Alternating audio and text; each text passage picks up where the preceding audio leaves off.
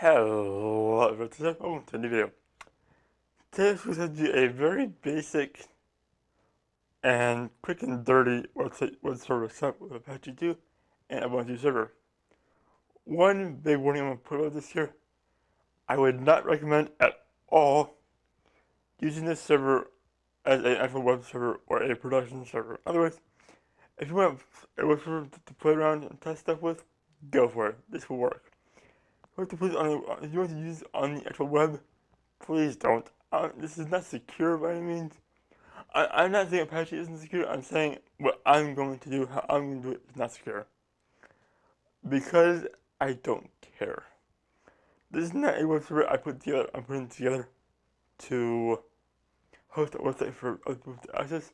It's for me to use for videos from my Skit channel, my new series, stuff for now, Corsair Unleashed.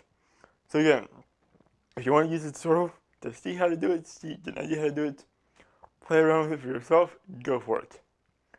Please do not use this as a production server, because I do not know how to make it secure or how secure it is with the default settings. You auto not use the default settings because they're not always great. So again, this is probably not secure. I would not recommend using this setup to host a web server for the public. For internal use though, this should be alright. But fair warning, this is probably not the most secure thing to do. Also, without doing a port forward on your router, you cannot access this over the internet itself. I'm not doing that for security reasons, which is why I don't care about security, ironically. I don't care because you can only access this system from inside my network. Outside of it, you can't, therefore I don't have to worry about it. So that being said, I'll show you how to do it, how I'm doing for my series, for you that are curious. So, I'm not going to do every little step here. If you know how to install a VirtualBox or you have a Linux system, go ahead and use it. I'll show you how to install Ubuntu server though. But you should know how to install VirtualBox. I have, or be very obvious how to do it. That's for update, honestly. I'm going to go and create a new virtual machine. Ubuntu server Apache demo. Next, I'm going to give it more RAM. This is dependent on your system. I have 8 gigs in the system and a dedicated GPU, so it has its own RAM, so I can do that. Your system may vary. Do at least, I would say you should probably do at least 4. You can probably go with 2 gigs. I don't know for sure though. Linux tends to be light, but I do not know the requirements for this OS. I'm just guessing. Go next. For your hard disk size, I'm gonna leave it 25. If you want to do it, you can. I'm not going to. Well, this is probably a fixed size. This hard drive will not be 25 gigs to start. It'll slowly increase and max out at 25, but it wouldn't be 25 to start because that's dynamically allocating. We'll hit next here and finish. Now I change 2 settings in the virtual machine. One is in the system or storage setting, where we're going to select the ISO for Ubuntu server. If you want to use the Ubuntu website, let me just real quick here. So Ubuntu.com, you can go over here. Ubuntu.com, download, and then you can get Ubuntu server from right here. I have the ISO already downloaded because I have 2 already. So this is my first one that I did. I did this to practice real quick for the video, then I'm doing this now. Setting 2, and change to the network. Find your adapter 1 here, and select the bridge adapter. This is important because without this, you will not be able to access the website through another computer. So, the way I have it set up, this is what I use normally for the web server capture, my screen capture. I can access this on any computer on the network. Without doing this, it won't work. So what this does is the virtual machine will appear as a physical computer on your network. It'll look as if this is a dedicated computer on the network, hardwired, physically real. This setting, the default option, it hides behind your computer. And it really doesn't, you can get on the internet and share files from your computer to it, with folder share, but that's it. It's not going to work in this case. We need to have a bridge adapter to the main network adapter. In my case, I know mine is the 10 gig adapter. If you don't know, from your network settings, network and sharing center, I know Windows 10 the control panel. You know since that test. Change adapter setting here. I can see here I have two physical adapters. The real tech adapter, which is unplugged. That's my both ends of the motherboard adapter that I don't use because it's not as good as this one. Here I do have a connection here. It's a network. It's literally 10 times faster than this one. That's why I'm using that one.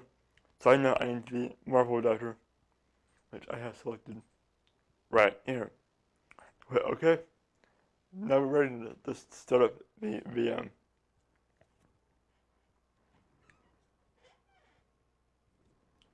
How about this start?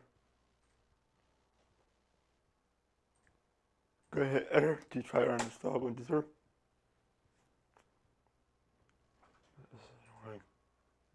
And you roll out.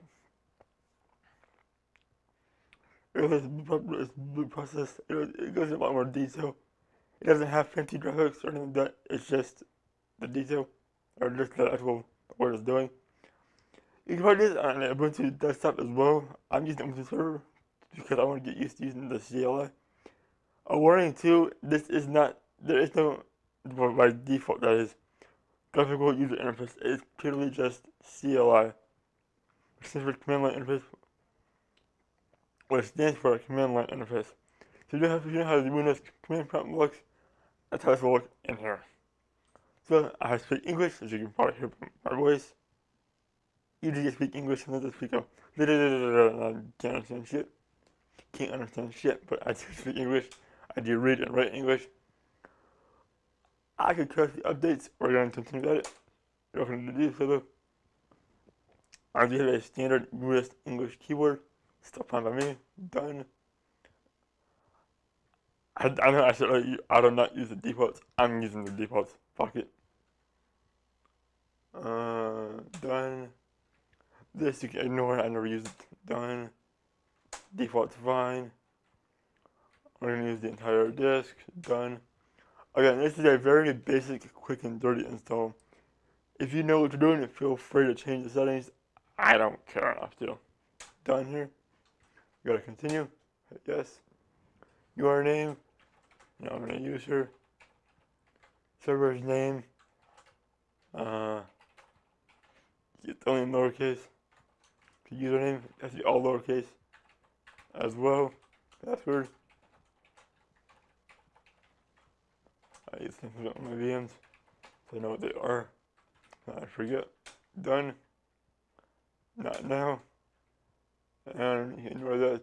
We need that. Done. And scroll through this. Done. And then you see in the top left it says installing system. Right about here. I can't go down one show my cursor. But there's that. And then we let it install. It doesn't take too long to install, I don't think.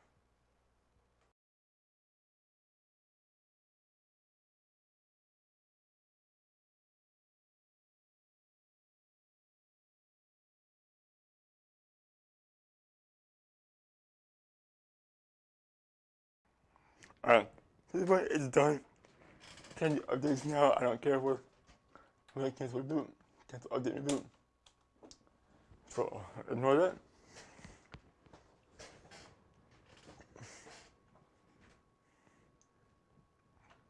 Did I send it the update? I did before too. I did it this morning. Or, this morning. Yeah.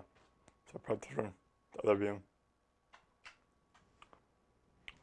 Oh, it's not looking to anything else. Do a hard reboot. Hopefully it's installed okay. Let's eject the disk here. Why not? Alright.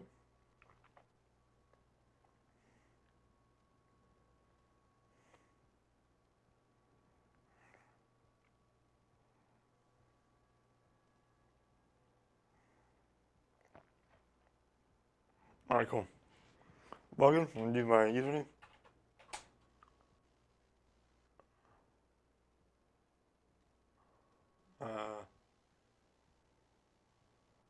Alright.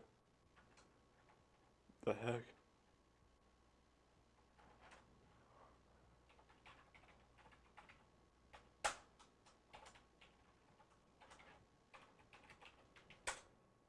Alright, cool. So I did my username, password, blah blah. Now I'm using that's not considered secure or safe, but I don't care. I want to be the root user no matter what I'm doing. Because again, security is not priority here. I do not care about security. For that, I'm going, again, this should not be done on a production system. But you should be using the root user for everything. You should not be using the root user for everything. But again, I don't care. I'm going to do super or switch user do. Just be the root user. Assume that. Pass to view, password, root, my password, my account first. Then the root user I'm going to use.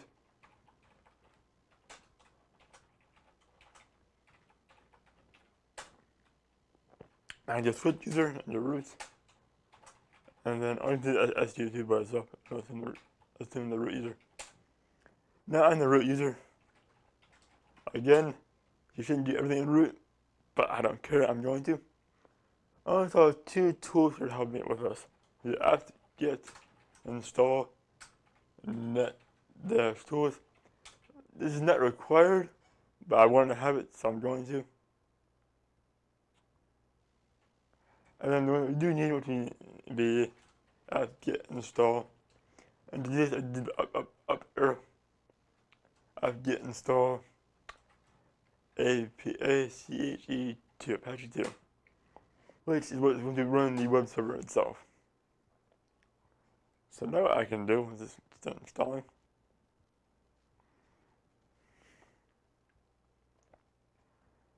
What I'm going to do ifconfig. If you install the net tools, you can now see the 192.168.155 is the IP address. Now to see Apache works or not, I'll open Chrome here. Do 192.168.1.55. And it did not work. I installed it. It's strange. YouTube by now this works. System control CDO start Apache 2. Maybe I didn't read the short right now. There we go. Alright. So after that, the system control start Apache 2. I always did some changes to the restart, probably why that happened. Now if you see this, you're good to go.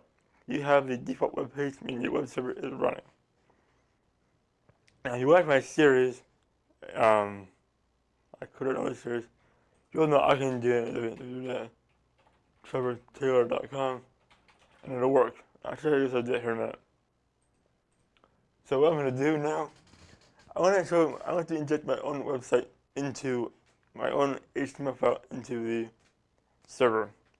Now we do a change directory command, and we head over into, I have my notes here, where is it? /var /www /atm html / do a directory listen. You'll see a file called index.html, which is great. That's the file that's using to bring up the website. That's HTML is a website file, or web file. That right there is what's creating this website here. Right, if we do nano index.html, this is all the code used to bring and draw that website up. It's very complex, from what I've ever done. I'll actually not a website that I've made though, so I'm going to do that. I have some notes on the side here that I'm using to pull from. I need to pull more. Alright. My file explorer here. I'm going to my file server here. If I can, fuck. let's see this here. Alright. You'll see I have a few folders here. But also, I'm not going to use any of these because these have not been released yet. I think we have episode 3 here. And I have the web page file here. Looks pretty good, right? I'm going to put this onto the server itself. So when I give the IP address, it will show this and not this. I do the 192.168.55. So now there's a few ways you can use to copy the files over to the system. I'm going to use the SFTP client on Windows to do it. I just have to set that up now. So SFTP, here to FTP SSH is those two combined. It's FTP or file transfer protocol over SSH or secure shell. But I need to make some configuration changes first. So to do that, I'm going to do a nano, which is a text editor in Linux, /etc. That was horrible. /SSH/SSHD underscore config.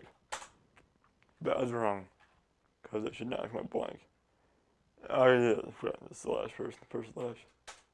There we go. Alright. So this is the SSHD or secure shell daemon configuration file. And there's a couple things I need to change here. So you might have permit root login. We're going to uncomment this and then change this to yes. What this does is allow the root user to log in over secure shell. This is absolutely not secure and a horrifying security practice.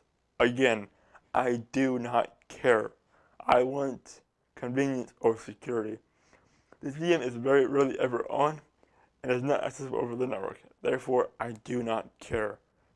Do not do this on a production system. It's very insecure. Another thing I want to do is fix the password authentication line. So we're going to scroll down and find it here. Password authentication, yes, we want to uncomment this. Control O to write it up, hit enter, Control X to exit. Now you do system CTO or system control, restart Apache 2. Now, wrong one, SSHD. Okay.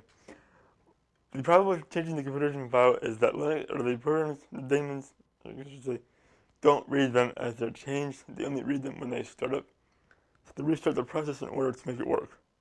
So now we have that set up. And I go back into that folder I'm in. You'll see the index.html file we have here. I'll go ahead and stop the Apache 2 process, so system control, or system CTL stop Apache 2, and now kill the process. So now what we can do is put a Windows command prompt and the SFTP root at any same IP address for the Ubuntu machine. Continue typing. Yes. Password for that will be my password. And now we're in. Alright. I think we have to know that CD changes the path on the server or on the whatever you're connected to. In this case, the Linux VM. LCD, which is local change directory, will change the directory on your Windows machine or where you're running the SFTP command from. So what I'm going to do is set the LCD or local current directory to my file server. So now the command prompt is here. Or no, it's in here. I did LCD EP3, which I need to put quotes around for the space in there. And then there's a space in a phone and a folder of volume. If you use quotes, it works better. Now I do a DIR, and that didn't work. I don't have the DIR on the local machine. But we know we're in here now, and these are the options we have. So now what I do is do CD, and CD, or change order, into the same folder as the index file, DIR. So now we can use this to copy these files here into here.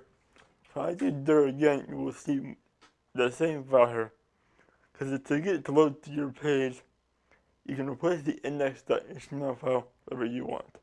So I'm going to do is make this right here the new index.html folder. And right now, this will not work because the server has been shut down. Apache2 that is. We're making show us this now. I'm going to use the put command, which is copy files from the computer running the SFTP command to whatever it's being SFTP'd into. I'll put default.html,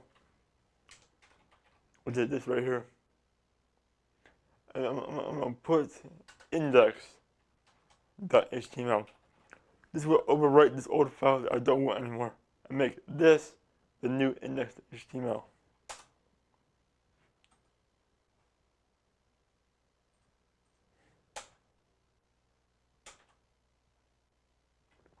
Alright, now I see that in the code here. So, there.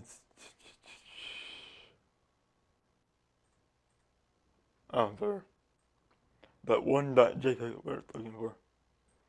So we'll put that file also onto the server one.jpg.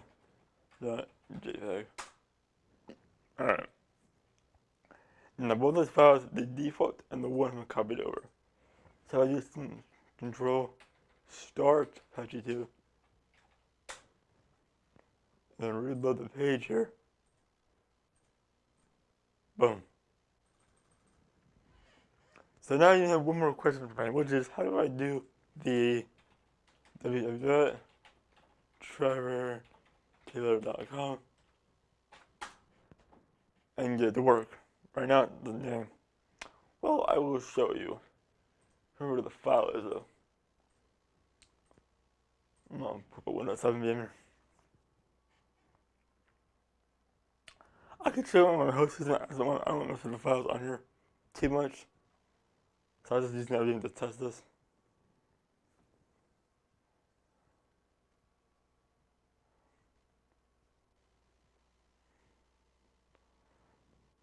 I'm not going to patch this computer.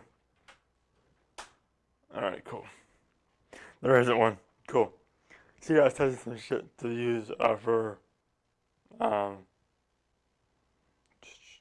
the other place. If I know who Lucy is, no, not my girlfriend. It's me. I was playing around with Audio-Technica.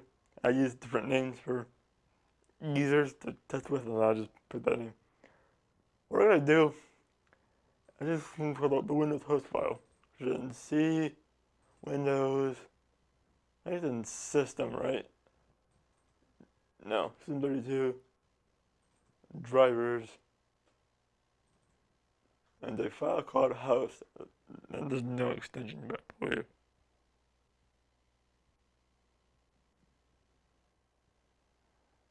Or so I thought. Drivers, etc is right, etc host. Alright. What we're gonna do actually, I'll copy this file here with my command prompt. Stretch that, a command prompt as administrator. Yes. CD, paste this in. Then your notepad, then host. Okay, this is the Windows host file. So the way the website works, let's say I go to www.google.com. What it's doing is it's reaching to a server and it's saying, hey, I need the IP address for google.com. That server called a DNS or domain name solution, I believe, server, responds back with Google's IP address. The issue is this website, www.trevortaylor.com, does not exist. It's not a virtual domain. It goes to nothing. But the Windows host file will override the DNS server and make you do whatever you want. So currently it's set to 1.19, which is actually this VM right here. But I can overwrite that still and say put on 55 and save that file. And now if I go in to server-apache2.com,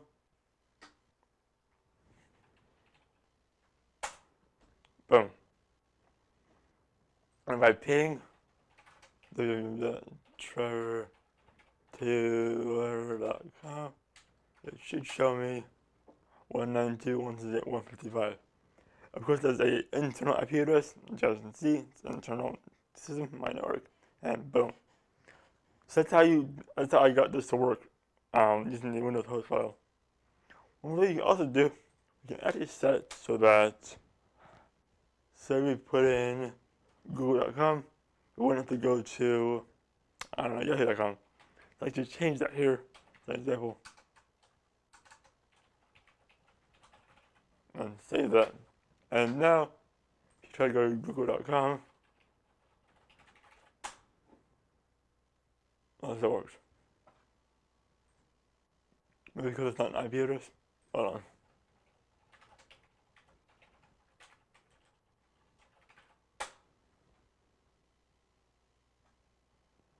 Let's do how I can over. Maybe because it's not an IP address.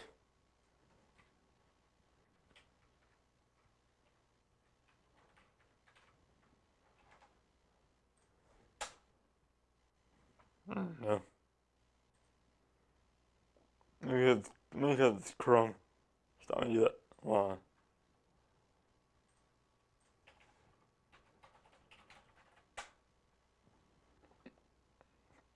Yeah, see, that's not Google's site.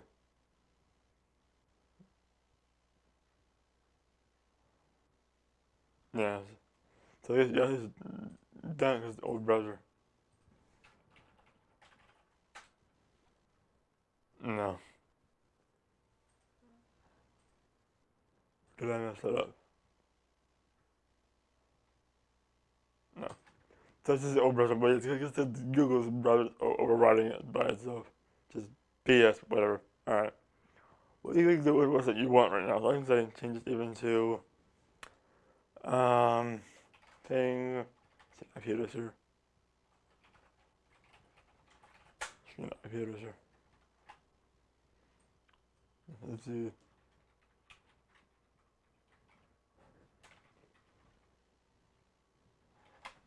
And now we try it. Oh, yeah, that's right. What?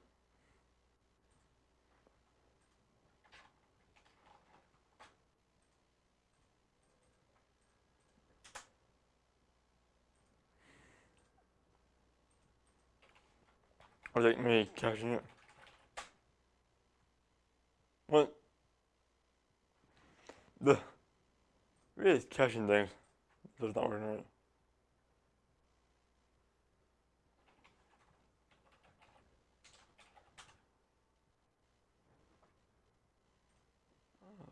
Piss off.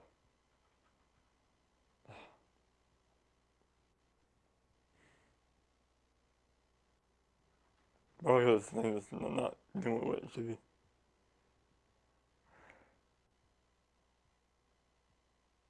Yeah, yeah, I see. It's the setting that's not correct. That's why I was doing that. I go in and try to override that security shit. Uh,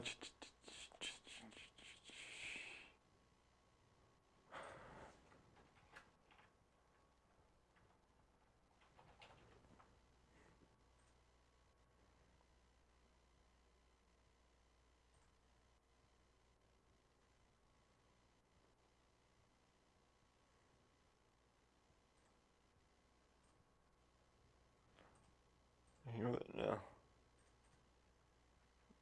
Nope.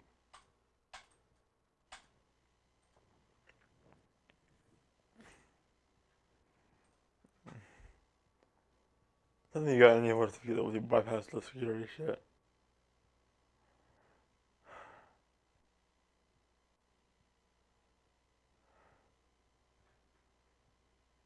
Yeah, oh. This setting is not right, or it's not playing this with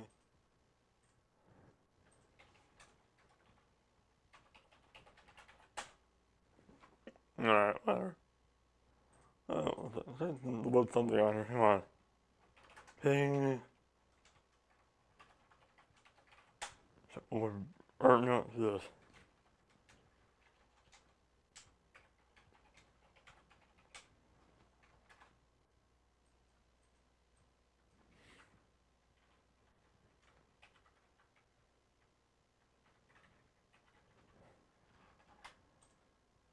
And now let's see how it works.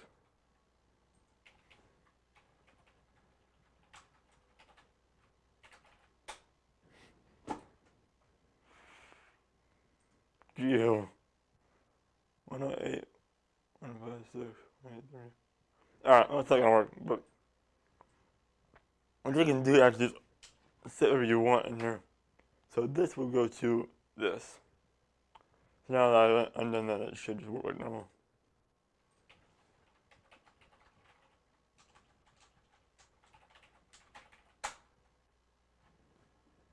Sort of. And slow.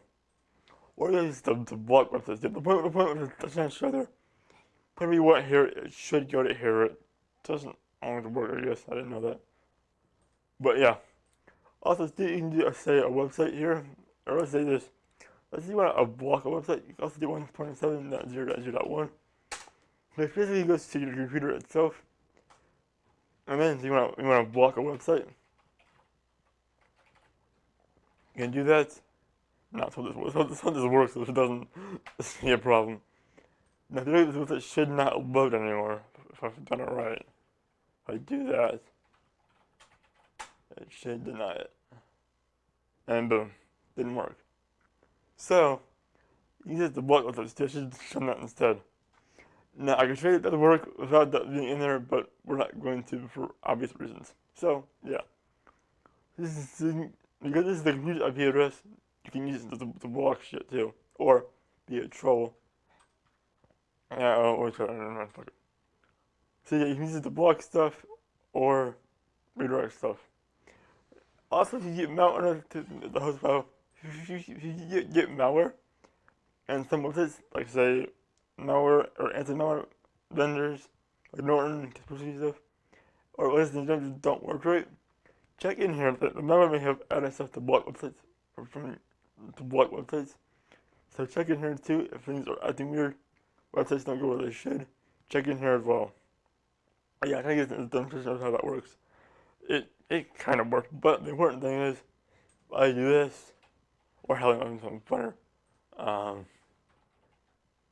You can even take this shit.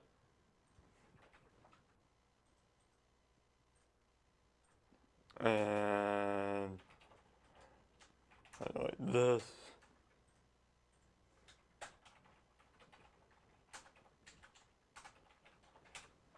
I change it to the IP address above.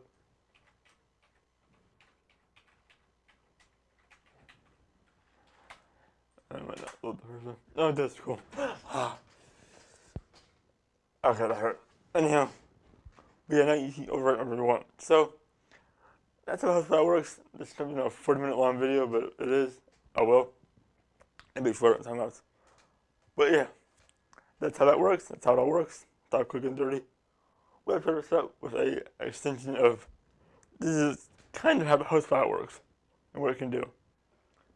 So yeah, alright, if you all enjoyed this episode, or this video, and listen guys, take it easy. One more note here, the first that I did. If you know how to shut down the Ubuntu server, you do system control, or system, CTO, power off, one word, and then it'll FTEM. No, that's all. Alright. Now, to power off the video. Listen guys, take it easy.